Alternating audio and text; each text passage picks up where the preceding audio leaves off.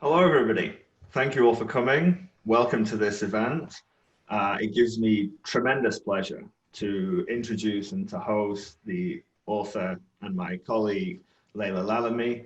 I'd like to thank the organizing the Abbasi program in Islamic Studies and the Mediterranean Studies Forum for organizing this webinar, Colin and Zach in particular. Laila Lalami, who is the author of this exceptional new book, that I've taken the dust jacket off to read more carefully, is the author of 4 novels, including The Moor's Account, which is an exceptional story of one of the first Muslims to be present in the United States of America and how their life fitted together here. It's an untold story, and it's also a tremendously exciting work of fiction. I highly recommend it. It won the American Book Award, won the Arab American Book Award, won the Hurston Wright Legacy Award, and it was a finalist for the Pulitzer Prize.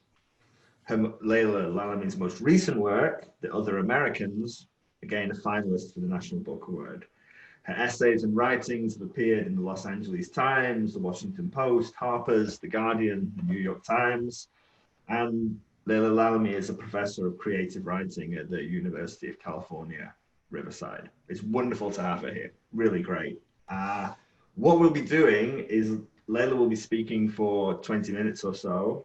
Then I will abuse my position as the host in order to ask some of the questions that I'm desperate to ask her. And then we will open it up for a question and answer session for sort of the last 20 minutes or so. If you have questions, please write them in to the Q&A box that you'll see at the bottom of your Zoom screen. And feel free to write those at any time whilst Laila's talking, whilst I'm talking, and then we'll go through them and we'll read out questions, your questions at the end. Thank you ever so much. Laila, the floor is yours virtually. Thank you for coming. Go ahead. Thank you so much for that lovely introduction, Alexander. And thank you all for being here. Thank you, Zach Elwitri and Colin Hamill, also for hosting us. I'm really delighted to speak to you, and I wish we could have done it in person, but for now it is, of course, safer to do it this way. I think what I'd like to do is talk to you a little bit about how this book came about. As you heard from Alexander's introduction, I'm a novelist, and so I tend to write basically made up stories. I use my imagination to enter the emotional lives of characters, and I spend years, researching and writing about these novels. So I wanted to sort of begin by talking about the circumstances in which this book came about. This happened actually in 2016. The last time I was at Stanford was also in 2016. And during the Democratic National Convention that year, which took place in July, I forget exactly where it was. I think it was in Philadelphia. There came a moment when a Muslim couple from Virginia came on stage to speak to sort of advocate for Hillary Clinton, the Democratic nominee. Their names were Khizr and Ghazala Khan. They were Gold Star parents. And the reason they came to speak is that the opponent, Donald Trump, had run on a platform that included a Muslim ban, a total and complete shutdown of Muslims entering the country. And this couple came on stage because they felt that if that ban had been in effect when they were immigrating from Pakistan, they would not have been able to come here. And their son, as it happened, was a captain in the United States Army and had died protecting his fellow soldiers from a suicide bomber at the station, at the place where he was stationed in Iraq. And there was a moment when he pulled out a pocket constitution and asked, have you ever read the Constitution? So it was great rebuke, and of course it made for great television. And the next day, all of the media was covering it. But this was immediately followed, this media sort of moment of media stardom, it was followed by attacks by surrogates of the Trump campaign, who started saying how Mr. Khan was basically an agent of the Muslim Brotherhood. Donald Trump came out and said, essentially indicated that Ghazala Khan couldn't speak because she was a woman and maybe her husband didn't allow her to speak. And there were even, rumors online that maybe the fallen soldier had been a stealth jihadist, that he had joined the army for the purpose of jihad against the United States. And watching all of this unfold that week, I was really struck by this strange dynamic in the United States, where even if you lose a child or a son to combat, or even if you give your life for your country in service to your country, you're still not allowed to offer criticism, even if that criticism has been wrapped in all of the patriotic disclaimers about love in America and so on and so forth. And it was just a dynamic that I felt suggested not citizenship, but conditional citizenship, in the sense that American Muslim citizenship is really conditional on silence and gratitude and acquiescence and agreement with what the government is doing. And if there was some kind of dissent, then suddenly, maybe you're not really faithful to your country. So I was enraged, and I wrote a column for The Nation magazine about this, using the term conditional citizens. But at the time, I really was working on a novel. That was my previous novel, The Other Americans. And so I was just focusing on that. And so the column was just something that I did in my ample free time. And so after the novel was finished in 2018, I had in the meantime been thinking a lot about this concept of citizenship and what it really, or American Muslim citizenship, and how I might approach it. And I kept thinking about how I might organize a book around this idea and collection of essays. So initially, I had thought I would just focus on the experience of American Muslims, maybe begin with something with the history. Since I had written a book called The Moor's Account about the first enslaved man to land in Florida with a Spanish expedition. He became one of the first outsiders to cross North America in the 16th century, long before there was a colony at Jamestown. And I thought maybe something historical, talking about that, and then talking about the ways in which Muslims are racialized as a group. But then it occurred to me that almost anything that I could say about the experiences of Muslims in the United States today, I could also say about the experiences of other marginalized groups. So for example, this accusation of not being loyal to one's country is something that was lobbied at Japanese Americans during the Second World War. And in fact, Japanese internment was a result of that. If I thought about these accusations of lack of assimilation, that was also something that was said about almost every group of immigrants that came to the United States, including people of Chinese descent, people of Italian descent, and so on and so forth.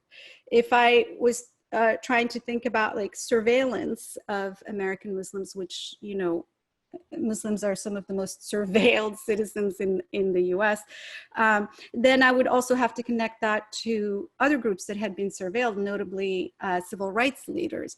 So once I realized that, I thought maybe my approach should be to make each of the essays focus on one lens. And the lens I chose were the ones that I felt I could contribute something to through both my personal experiences and my interests. So I write about allegiance, and I write about faith, and I write about national origin and assimilation and race and class and gender.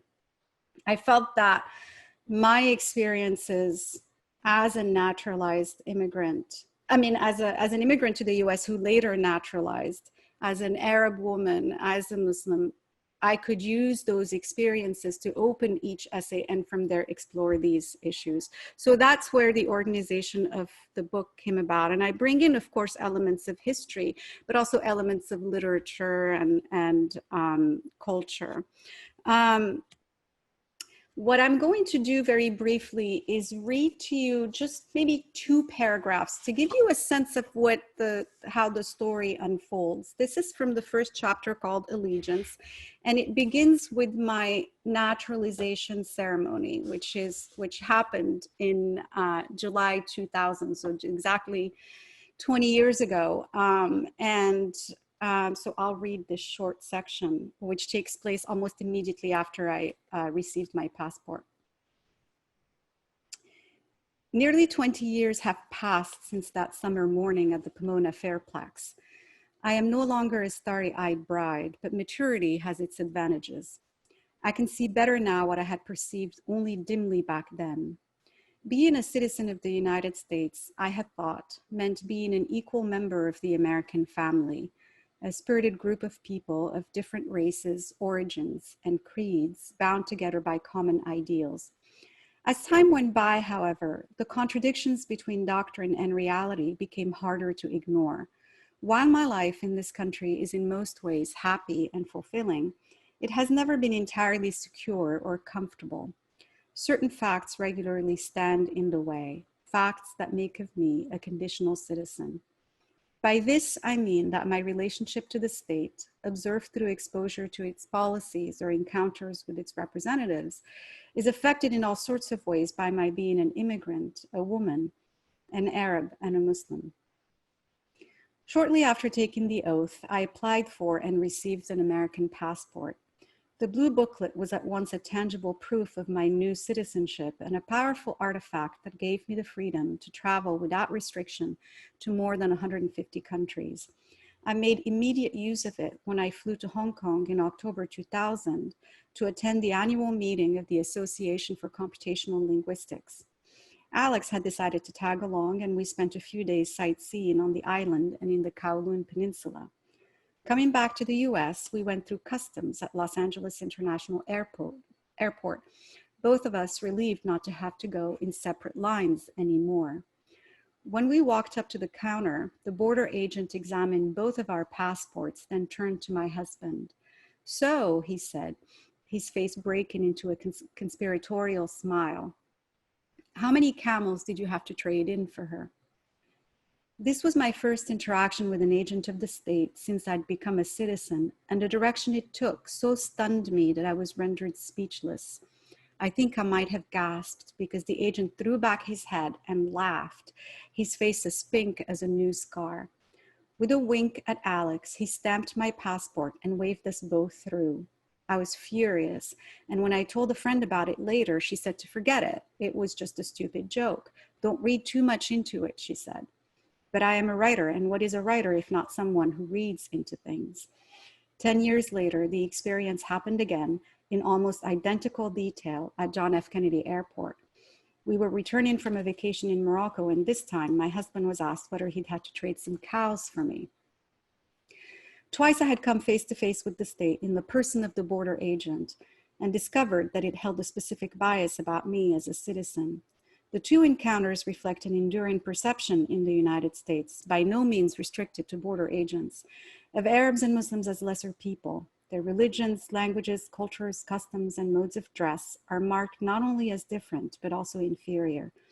The perception flows from representations in popular media whose purpose is less to illuminate or engage Arab Muslim life than it is to assert its deficiency and justify its subjugation, a dynamic that Edward Said described 40 years ago in Orientalism.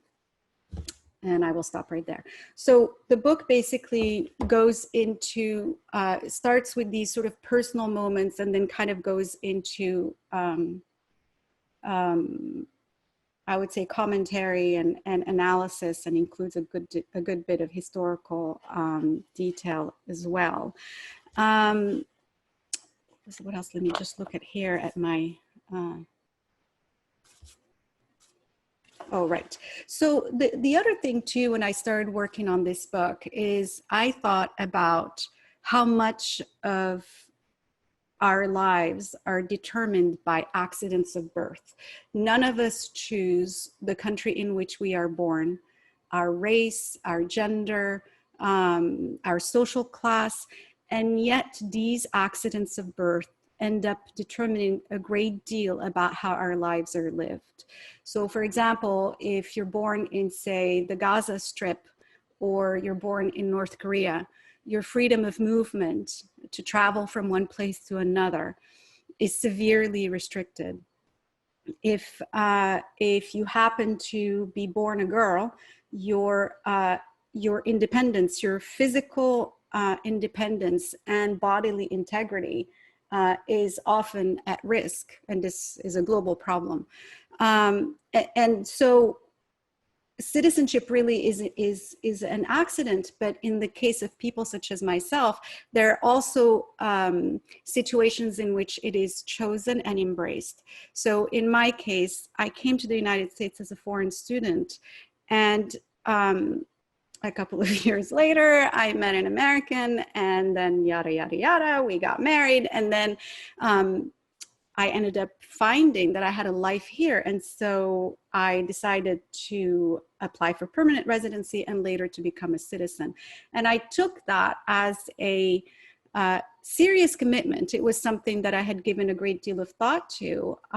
And so it was very much, I looked at it not just as a status that one has that, you know, is exemplified by the passport, but as a relationship with the country and essentially as a social contract. And so for this reason, I think I've always paid a great deal of attention to how that citizenship is lived, and whether the rights, liberties, and protections that the Constitution guarantees everybody who is a citizen really are lived in the same way. And of course, the short answer, it will shock you to know, is no. Whether it is, for example, in the voting booth, like the right to vote is one of the most fundamental rights of citizenship. But in this country, you can lose it if you are incarcerated for a felony. And even if you've served your time, you don't regain it. Excuse me, you can lose it because, or not be able to use it because of voter ID laws that have been passed in so many states, or because of the closure of polling places, places where you can vote. And that closure is, those closures are not accidental. They happen to be in places that have high numbers of Black and minority voters. So the access to the right, access to the ballot is not equal in the United States by any stretch. And a lot of this is not written in any laws. These restrictions are race neutral. What ends up happening is that they are designed in such a way that they have a disproportionate effect on certain minorities. And this is something actually that happened even with poll taxes, which were race neutral, but disproportionately affected Black people in the South. If you think about something like a routine traffic violation, getting stopped by a police officer, we know from what we see in the statistics that the outcome of that police encounter, whether or not it results in an arrest or in even violence, oftentimes depends on the race of the person driving. If you look at the right to public protest, whether you know, if you show up armed to the state capitol, as we've seen with in Michigan last May, where people showed up armed demanding that businesses be reopened, and they carried more weapons than even the Capitol Police had, they were not molested in any way. Whereas people who were protesting later that month were protesting the murder of George Floyd, obviously were met with a lot more force. So even the right to protest is not protected in the same way for everybody. Border encounters is another place in which you encounter the state. There's a network of checkpoints in the United States that are all around the border. And you can get stopped and you can get asked whether you're a citizen, and the officer has to make a determination based on your answer. Like if you say yes, I'm a citizen, they have to make the determination whether they believe you or whether no, actually they don't believe you, and you have to show proof of citizenship. Now, if you're like most of us, you're not walking around with a birth certificate or a passport on you, so there's a lot of discretion at play, and the number of people who get pulled for secondary inspection, you'll be shocked to hear, is also not random. I mean, so this goes on and on. In encounters that we have with the people that are meant to represent the state in our lives or represent the government in our lives, our arbitrary markers of our identity start to play a role in how our citizenship is, whether it's protected, whether our rights are protected or not. And so in the book, I basically go through each of these in turn, gender and what happens in, for example, cases of sexual harassment, race, and actually the really interesting liminal place of Arabs in American categorizations of race. I look at religion and how people, make connections that are maybe unintended, but highly revealing. Like, so for example, I remember I was given a talk about the Moors account, which, as you heard, was a historical novel. And I was getting asked by audience members about ISIS. And so there is some kind of a connection in the questioner's mind between a 21st century novelist who's there to talk about a historical novel and a transnational terrorist group. And that connection actually reveals a lot about the questioner and about the country as well. So I kind of go into that. So in short, it's a mix of sort of personal experiences, but tied to the experiences of citizenship in our country. So, and I believe that is my time, and we can begin our conversation. Do you go by Alex or Alexander? I usually go by Alexander, but I take whatever I can get. I'm not. Thank you. Yeah, thank you. That was wonderful. I can feel the sort of the virtual applause in the ether somewhere. I shall pretend. Yeah.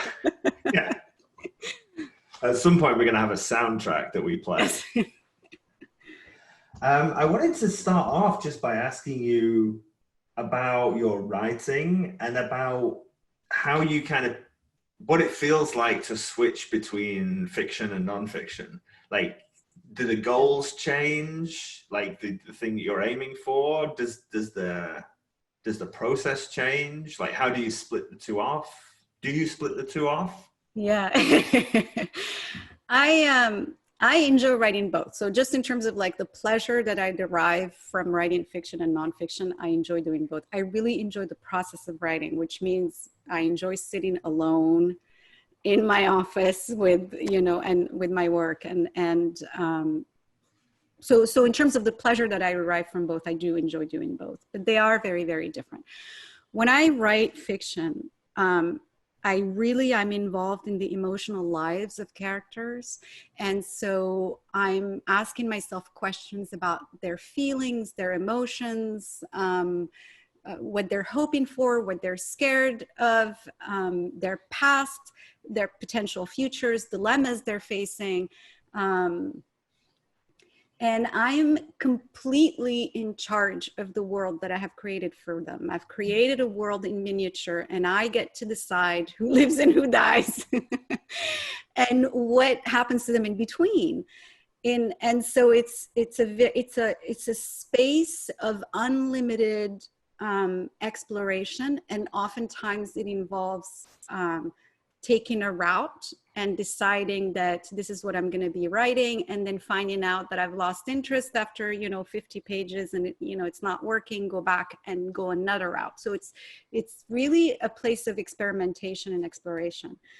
With writing nonfiction, I'm not necessarily, or particularly this kind of nonfiction, because nonfiction is such a huge field, right? But with this collection of essays, I'm not particularly interested in the emotional lives of some of the people that I write about, like George W. Bush. I don't particularly care about that. I'm more interested in their actions and what they've done, because it's really a book that examines the experience of citizenship. So it's really, the focus is different and the material is different. I am not in charge of this world. I don't get to make decisions about it. I am working with facts, and I can choose to organize the facts in a way that enables me to tell a story with a beginning and a middle and an end, but it is not, but I don't feel that I have to withhold judgment, which I would with characters, and I feel more bound by the facts because I can't make anything up. So it's weird because the creativity in each, they're both creative, but creative in very different ways. You know, with the facts, you're bound by them, but you can be really creative to figure out how you're going to organize them in a way that creates a story.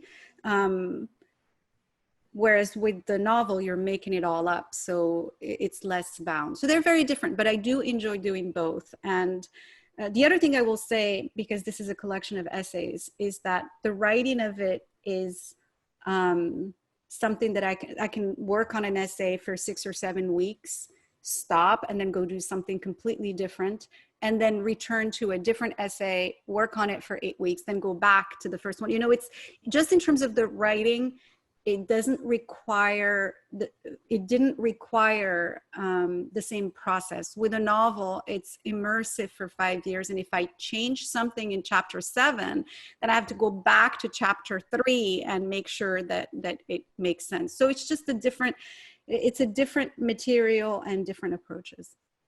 Yeah, great. Yeah, it makes a lot of sense, especially when you're talking about the choices that you have to make around the facts in nonfiction.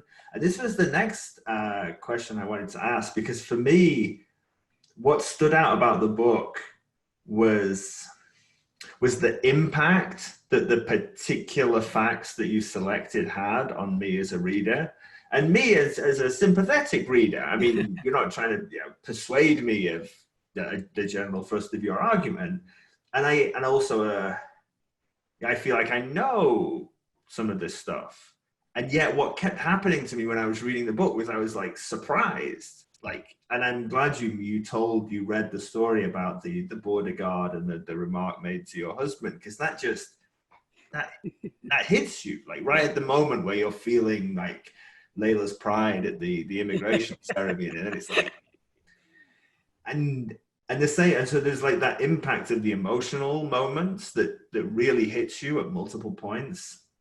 And then there's the impact of just some of the factual stuff. Like, I didn't know that the stuff about the fingerprinting program in California, and how it specifically pulled so many people off the welfare rolls and who those people were. So I guess my question is, like, how did you decide which things to put in? How are you so successful in picking the right thing, in picking things that will be so impactful in a story that's often told? Mm-hmm. Yeah. And yeah, who are you thinking of as your audience as well? Mm-hmm. I was thinking of myself. I hate to say it. I was thinking of myself, and I was thinking of what connects me to people with whom I share these experiences. People who also, I would say, are conditional citizens. Like, we may look different and we may sound different, but we all know what it's like to, kind of be going about your day, and suddenly you are reminded that you are different, or that you're not equal to other people. And that sort of shock, or kind of like reminder, is what I was trying to get at in the book. When I was looking up bits and pieces of the book, so for example, with the thing that you mentioned about fingerprinting, I was researching because it's one thing leads to another. So I was writing about living in this flea-infested apartment when I was in graduate school, and it was in Koreatown. And it was right around the time that Pete Wilson had run on his support of Prop 187. And I knew people who supported Prop 187. And so I was just kind of like looking, well, what else was happening around that time? And what is something that Pete Wilson, like, what does he have to show for his name? What are some of the policies that he supported? And so it's, you know, it's basically researching one thing or another. And then when I realized that all of these, the policing that was happening around poverty, and as you mentioned, for example, whether or not you get to have your welfare check, and all of the things that, all of the conditions that you have to meet, and all of the checks that you submit to before you can get assistance from the government. That's kind of what got me looking at the history of welfare in California. And then of course it took me to earlier to Ronald Reagan and others. And any time that I discovered something that surprised me, it was a safe bet it might surprise people. And so then that would be something I would include. And if I felt, oh, this bit, I have to put it in. When I was doing research for the Moors account, it was actually a similar situation, because in researching the 16th century expedition, there was so much material, but I had to pick what I could fit in a novel that focused on my guy, my character, and his life in the country. There was more that I could have included, but I didn't. And in fact, through the process of redrafting, I ended up throwing stuff out just because it didn't fit into the story. Writing is very much, the process of creative writing is very much about exercising choice, about what you're going to include and what you're going to not include.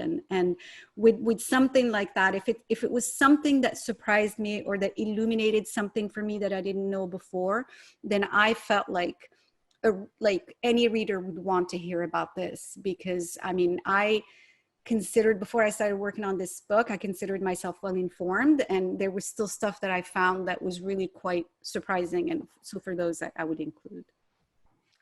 Yeah, that makes a lot of sense. So the writing with the audience as yourself, and if it surprised me. So the next kind of question I wanted to ask was, it's a set of essays, and it's a set of nonfiction essays in which you're making an argument.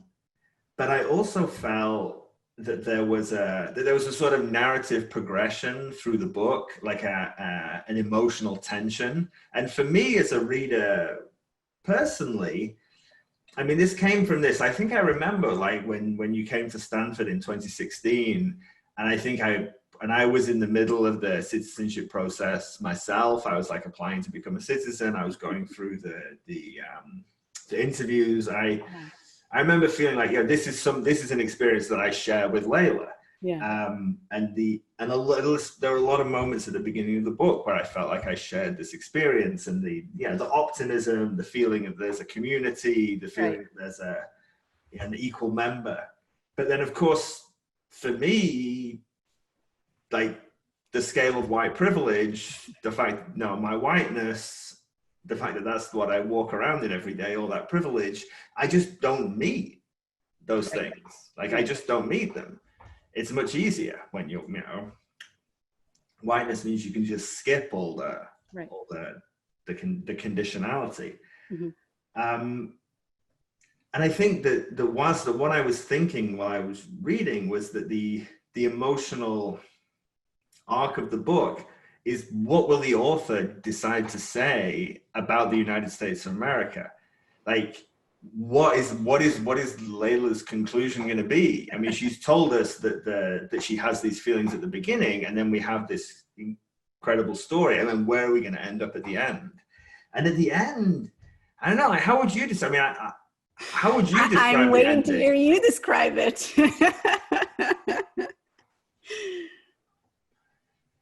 Yeah, I mean, what would you say you were? Yeah, how would you describe? Do you think that's true, that you maybe you wanted the reader to be wondering where you were going to come down? Well, I did feel myself getting more frustrated during the writing of the book, and more honestly alarmed and concerned about just sort of the state of this country and the really deep inequality that exists and how it continues to be passed down and kind of just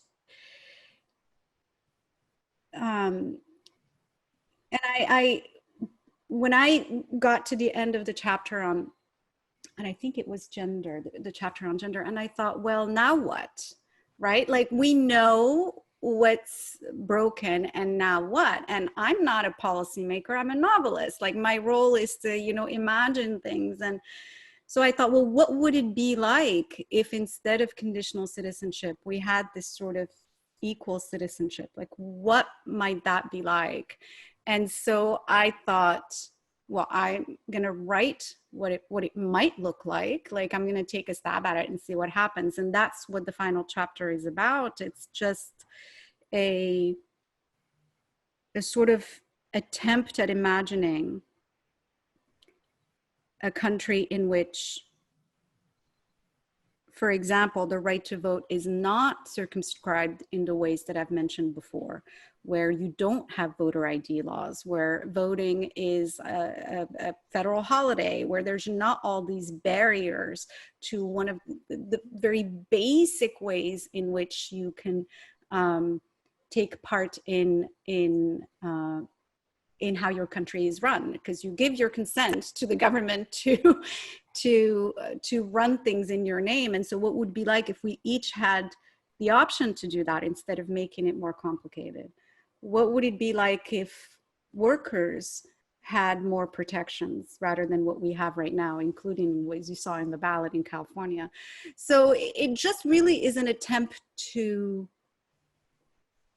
practice that sort of imagination, like get it to work on this idea of equal citizenship.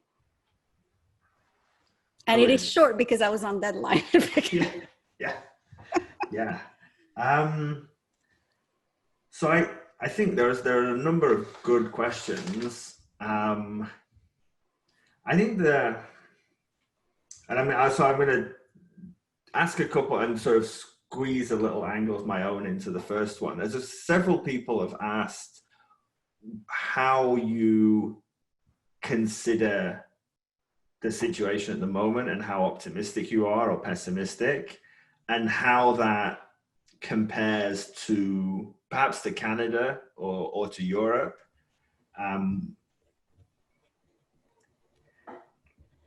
Yeah. No, I think that that's a really reasonable question because we're in an election year, so it's on all of our minds. So it's perfectly natural to ask that. Honestly, I have never felt more pessimistic about this country than I do at the moment, because I feel that and I don't mean in terms of just the things I've mentioned, like the difficulty of voting and voter suppression and all that, because that has been in place for a lot longer than just now. I just feel that we're in a moment now where there's so much disinformation. There's so much, just so much news constantly that it's just impossible for anybody to just focus on their lives. And that kind of, in a way, is making people even more detached from the democratic process, or maybe it is making some people more attached to it. But I do feel like just the general assaults on voting rights, the assaults on labor rights, the fact that we have COVID and this massive levels of unemployment, the fact that this has impacted disproportionately the people who are low income, because I don't know if you saw this in the Washington Post, I think it was like a couple of weeks ago, but people who are at the top level of income have already regained their wealth, and the people who are obviously the billionaires have made 300 billion since this thing started. But I'm talking about even the people who are at the upper echelons of income, they've already made back the salaries that they lost. But people who are at the lower levels are still struggling at the moment. So you have that. So you have the public health concerns. You have climate and what's happening in California, where, you know, every day I have to check on air quality because of the fires. I mean, the challenges are absolutely massive. And who do we have in charge of these challenges? Somebody who's, in my view, completely inept and a dangerous person. And so it really, that's one of the things that makes me feel quite pessimistic. On the other hand, I have to force, like, optimism and hope is like, it's like actually a practice. Like, in order for me to get up in the morning, I have a child and I have to get up every morning and maintain hope for her sake. And so I'm doing every single thing that I can to help make sure that the situation changes. So yes, of course, you know, with the elections, I'm doing things like writing postcards to voters and donating and tax backing, all of that stuff. But elections, as important as they are and as terrible as their consequences can be, historically are not always the best way to, or not necessarily they're the best way, but historically had not been the only way in which change has happened in the United States. And there are other ways in which it can happen. So I do think that unless we see a kind of change that's happening after the election, some kind of thing that gives people hope, things could actually get worse in November. Yeah. I mean, do you feel like we have the tools? I mean, Condoleezza Rice, who is the director of the Hoover Institution, gave an interview last week with plenty of stuff with which, you know, I disagree. And it was interesting that she ended it with this optimism about the Constitution, and saying that as a Black person, you know, she understood that she knew the history of slavery, but she still thought that the Constitution had this potential, like we have the tools and the institutions exist to save us. And I mean, I guess that's the tension. How do you feel? I mean, how do you feel about that kind of tension? I don't share that kind of, it's not so much optimism that she has confidence in the institutions of the country. And I don't share that confidence because I've seen what has happened over the last 4 years. So what did Trump, the candidate, run on? It was on the total and complete Muslim ban. What he delivered and what happened after he delivered, it still did get passed through. It didn't. Yes, Sally Yates stood up and said, I'm not going to enforce this Muslim ban. And what happened to her? She was fired, but then the person who replaced her went along with it, you know? So you can't just take it at face value that institutions are going to work. They work up until the moment that they don't work. And right now they're not necessarily working. You know, right now, we're in a situation where the president was hospitalized with the virus it can kill you. And yet the powers were not even passed to the vice president while this was happening. I mean, institutionally, that's what was supposed to happen. I mean, I forget was it Bush who had surgery? I forget who it was that had surgery. And there's this sort of ceremonial, like, I'll just give you the sort of power of attorney just in case. And there's not even that sense that these institutions are supposed to are working the way that they're supposed to work. So I don't really share that confidence. I do think, just look at the situation that we're in. Democrats, which fundamentally are not behaving like an opposition party, are telling people that you have to vote, which is great.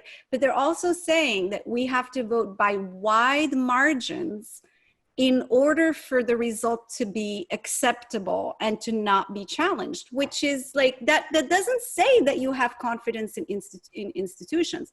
If the way that it works is if the election goes 50% or 49.9 for one candidate and 50.1 for the other candidate, then that person won. And that's not what they're telling us. They're telling us that they need wide margins. And that's actually really revealing as a statement. It means that you don't necessarily think that you can win this, because if it is a small enough margin, then it's a repeat of what happened in Florida in 2000. certainly with having this new Supreme Court judge, that's a distinct possibility. Yeah. Yeah. On that same kind of the test of the institutions, there are two questions, both of which say, what's it been like since 9/11? Like how did that change things? I think it's been interesting. I think when 9/11 happened, there was,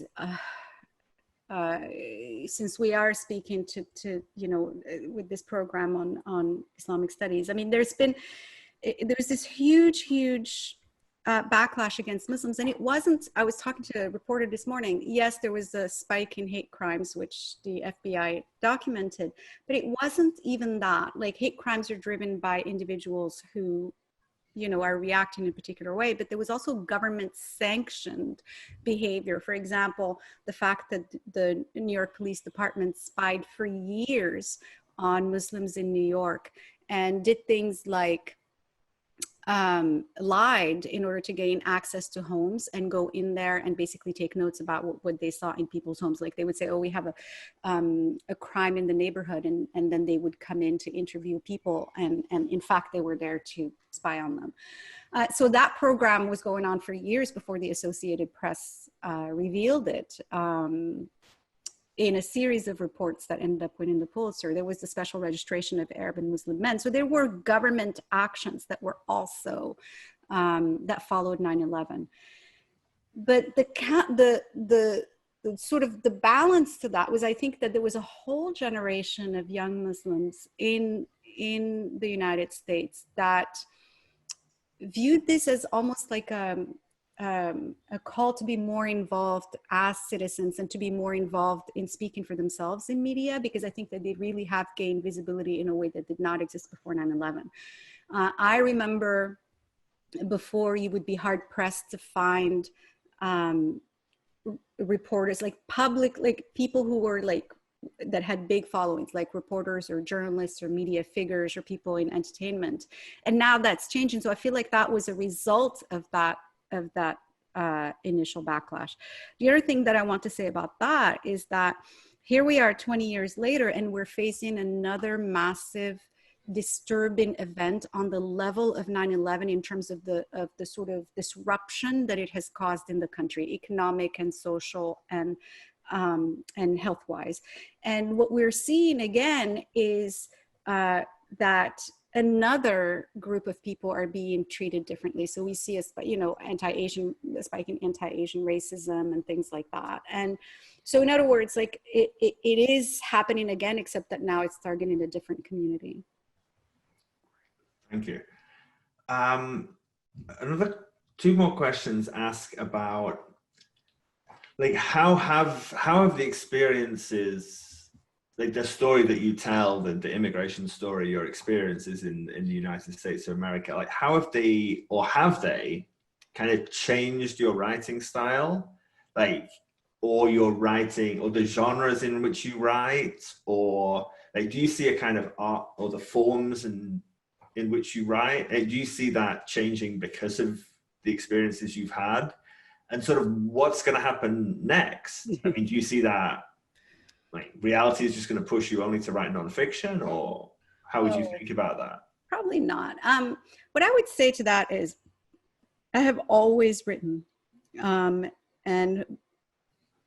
the only thing that was unusual about my journey as a writer is that I became an immigrant, which wasn't something that I had intended when I came to the US. I came here to complete a degree and ended up staying. And so it was just really sort of an accident of fate. And what it has meant is, because I've had that experience of being in one place and then kind of being uprooting myself into another place, it has left a deep impact on me. I often look at the US from this sort of outsider perspective, but I also look at Morocco from the sort of this interloper perspective. And so my first two books were set in Morocco, and the next two books were set in the US, although technically the Morse account was before the US was around. But in all of my books, the characters are people who have crossed borders, whether tangible or intangible. They're people who have had that experience of being uprooted. So I do think that living in the US has changed my writing, because I have changed as a result of being in the US, and therefore my writing has also changed. This book of nonfiction, I didn't really expect that I would be writing it. It kind of just, it was something that developed over the last 4 years. I don't really know what my next project is going to be, but I can't imagine that I'll stop writing fiction. I'm sure that I'm going to keep writing fiction, but what the next one will be about, I don't quite know. I'm kind of finishing the events for this one. So how do you feel as a novelist, as a writer of fiction, about your novels being used by others to teach, or used or taken, like, so how do you feel about your novels being taken as an exemplar of a time or a place or a culture? Like, how does that instrumentalization, like, what do you think? I think one of the strange things about being an immigrant in the US, particularly an immigrant from Morocco or from anywhere really in the Arab world, is that whether you like it or not, people tend to assign you this role of interpreter. Oh, can you explain this, or can you tell us this? And so with respect to writing, oftentimes it can be taken in that way. And it's something that I resist. It is not a role I picked for myself. It's not a role I desire. But also, as a novelist, I understand that when I am done with a book and the book is published, that it is no longer mine. I can't decide how people are going to read it, or what they're going to do with it, or how they're going to teach it. From the moment that the book leaves my hand and is in the hands of the publisher, and it gets, put into this physical object, it starts to take on, it becomes something else. And each reader brings their own sort of life experiences to reading the book and to interpreting it. So in that sense, it becomes a different book each time it is read. And that I can't control. There's nothing that I can do to control that particular reading or that particular use of it.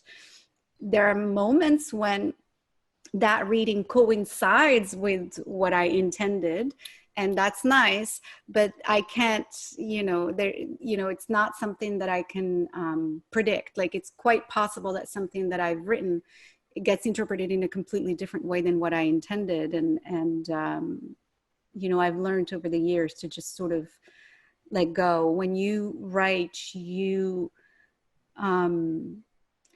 try to create the possibility of being interpreted in the way that you have intended, and you sort of make your best effort at that through the writing. But that doesn't mean when a reader brings something else into it, there's nothing you can do about it. So the reading is a great segue into two more people asked this question, is that what are you reading? What's your favorite, genre to read? What kind of reading is fueling your growth? Like, what would you recommend? This is really good. I don't have my little booklet with me right now, but I write down all the books that I read, and so I look at the end of the year and see what I liked. Right at this moment, I am reading a book by a friend of mine who just finished a memoir about ancestry, and so I'm writing to sort of like provide some feedback on that. So that's kind of what I do in the afternoon. But at night, I'm reading Shoshana Zuboff's The Age of Surveillance Capitalism, which is a very frightening book about how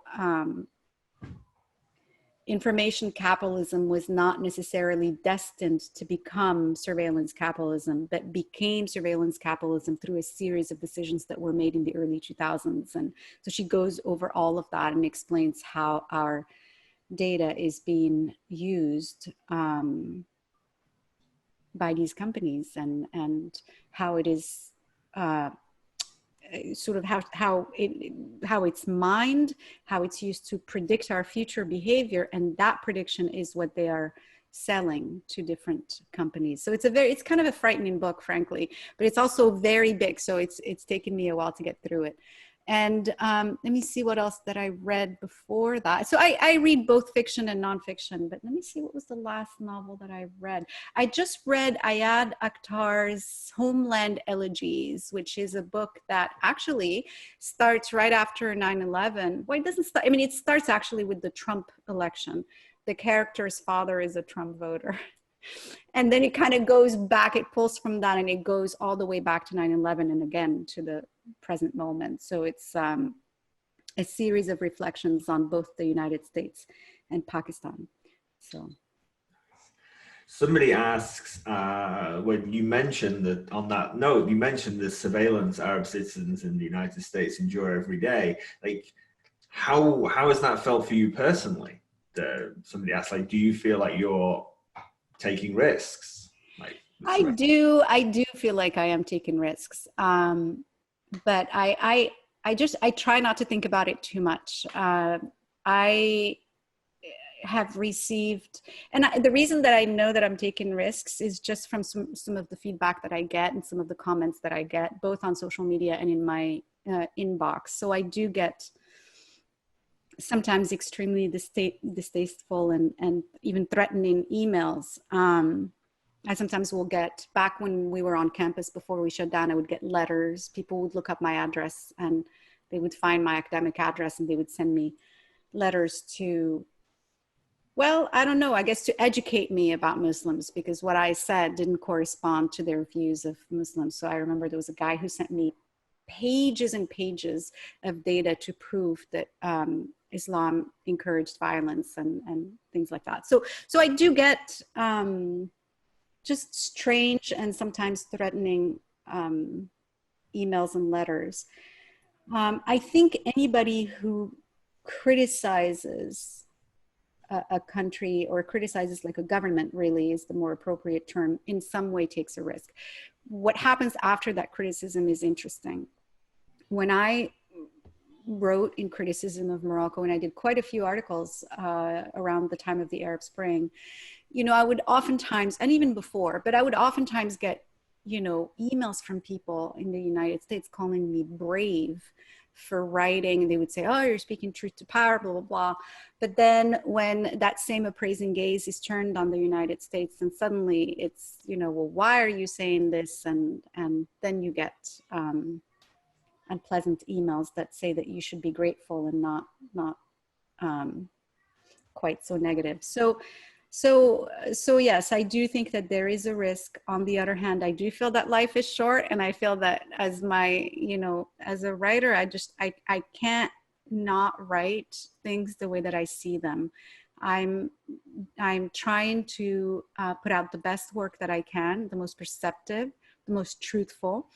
And in a sense, any kind of writing is a struggle against silence, and it involves risk. When you write, you're breaking that silence. And even if you write a novel and you're doing something that is experimental or different, or maybe something that some readers are not going to notice or are not going to think is artful, even if you have actually made it artful, then that is a risk in itself, and that is part of the writer's life. And it's just that it comes with the territory, I want to say. Another question asks how do you think of your role as a member of a diaspora? Like, how do you think of your role as a writer? Has the immigration journey changed your role with regards to Morocco? And again, I think of myself, the classic expat, like, I've lived through Brexit as an expat and I have all these ideas, but I don't live there anymore. You know? Yeah. I'm American. Yeah.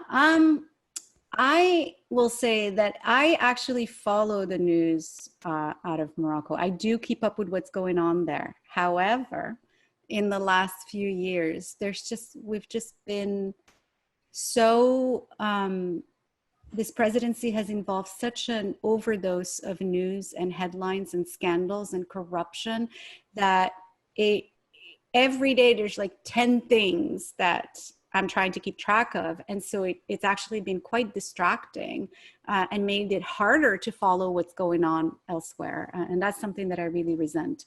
Also, with the passage of time, I have been in the United States now 28 years. And so there's no way that I can follow the country with as much detail as I would have in the first 5 years, for example, just because the people who are in the news change every few years. And so you're not as familiar with what's going on as the years pass. But it's interesting to be a member of this diaspora. There's certain topics that people still get in touch with me about, like literature and immigration. And there are other things where I'm just not as, I don't follow as closely as time goes by.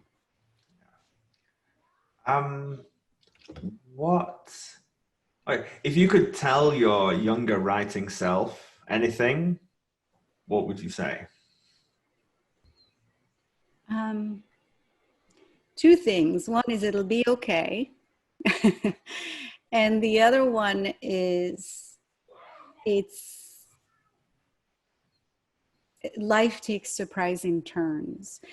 So when I was starting out, I really was very naive about how the publishing, for example, worked. Or, you know, I thought you just write a story or a novel and you submit it. And I just thought it has a very linear sort of route. And it wasn't like that at all. It can sometimes, it's just, it just takes turns that are sometimes very surprising. I know some great writers who never managed to land an agent. I know others who landed an agent very quickly. Just like everything about publishing a book is you have to expect the unexpected.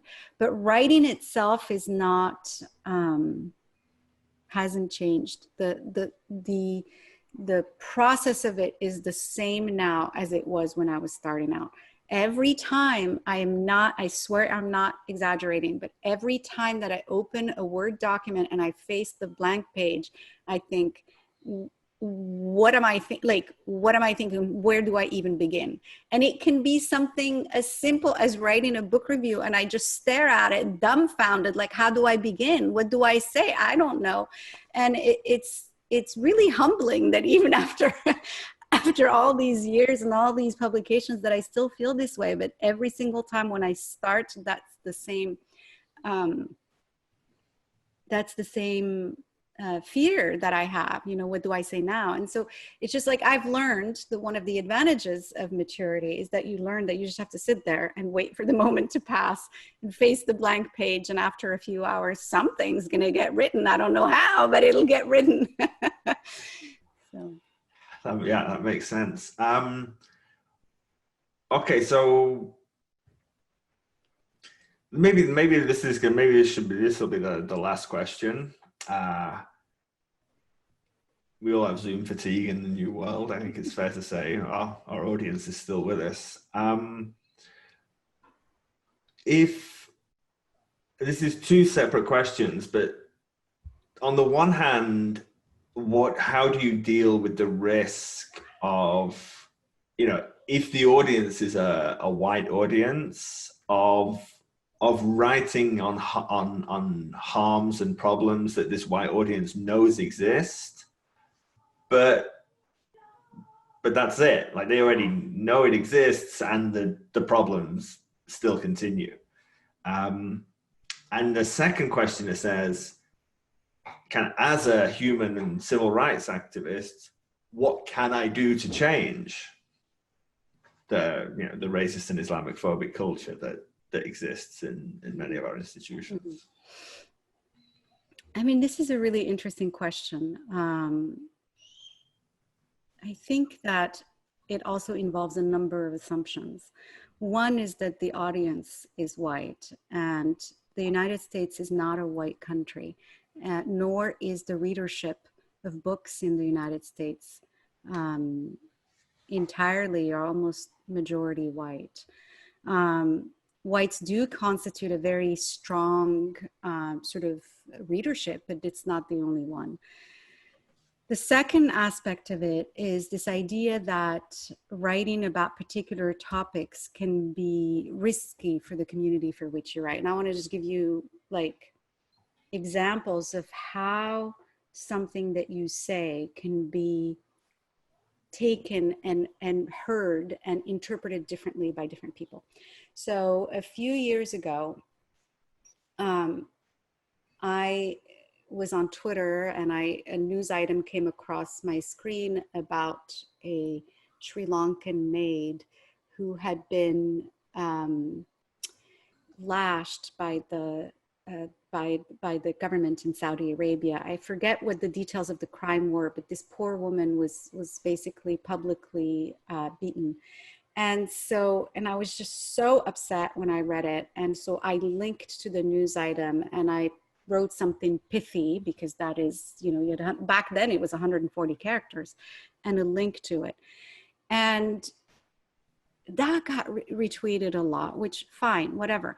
But what I noticed is that the people who were retweeting and engaging and commenting were all of them Islamophobes. They were people who were saying, well, what do you expect? These are savages. I mean, just the most horrendous things you could say about Muslims.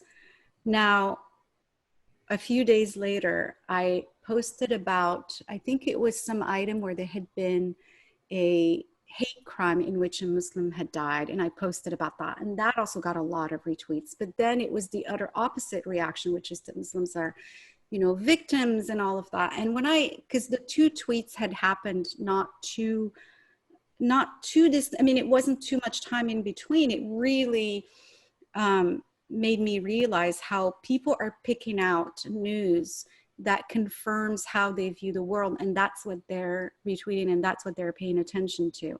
Now, if you take this observation and you look at now the world of books and the kind of writing that gets done about Muslims, there's a whole genre, there's a cottage industry of books that get published whose sole purpose, as I say in this introduction, is not to engage or to illuminate Muslim life, but really to essentially put it on trial and tell you things that you knew, i.e. that they are savages and that they need foreign intervention and all of the most horrendous, horrific Islamophobic things. And there's a cottage industry of those books.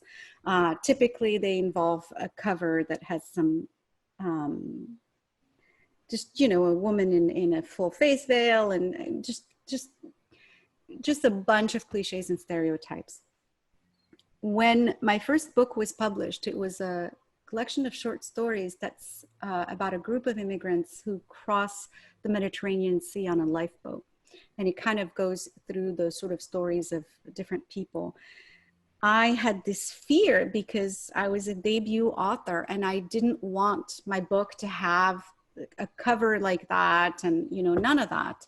So I went to my publisher and I said, you know, I don't want this, I don't want that, don't, you know.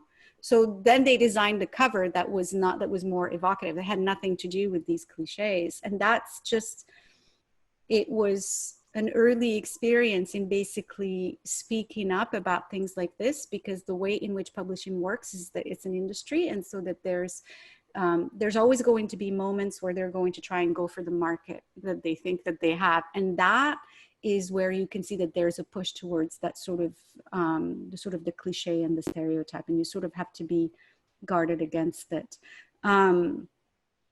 But in my writing, I said earlier that writing for me is a space of exploration and experimentation. I can't go into the writing and think I am trying to write against these stereotypes, and therefore I'm going to create a story in which, you know, this character is perfect, is Muslim and is perfect, and that is not at all what I want or what I intend to do when I write, because to do such a thing would mean that I have actually engaged with the stereotype. And all I've done is flipped it around and showed the other side of it. So either a villain or a victim. So for example, in my last book, I mean, It's like, it's an immigrant family. The father dies in the first page, spoiler alert, dies in a hit and run. But I mean, he's just like a regular guy, and he's having an affair, and actually he's an atheist. The wife is more religious, and so she has her own concerns. It is not by any stretch a family that is perfect. It's a family that is dysfunctional, as all families are, and in some ways is deeply alienated from each other, which is what I was trying to write about, family alienation. So I think that in my writing, I really tried to maintain that freedom, while at the same time, when I'm done with it and I look at the world and how the books are put out, remaining vigilant against this sort of allowing the work to be instrumentalized in a particular way. So just like book covers and things like that, or how jacket descriptions are written. There's certain things that you can do. You don't necessarily have a lot of power, but you do what you can.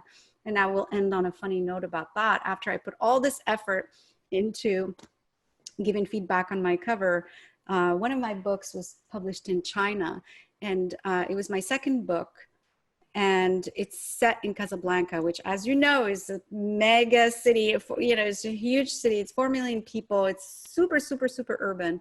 And the book arrives, the author copy, and there's a camel and a desert on the cover. Nobody consulted me about the cover. The book was translated, it arrived in the mail, and I open it, and that's what I see. And, as a writer, I'm trying to make sure that I protect my work as much as I can, but there are limits to that, as you heard from my Chinese cover story. So. Brilliant. Thank you, Laila, ever so much. Thank you very much to everybody who took part and submitted questions. My apologies for the haphazard way in which I read those questions out. We really appreciate we really appreciate everybody taking part in this. And I'm going to round of applause for Laila on my own. I shall pretend. Thank you so much, Alexander. Thanks so much for hosting me. Thanks, Zach and Colin. Thanks, everybody. Have a great night.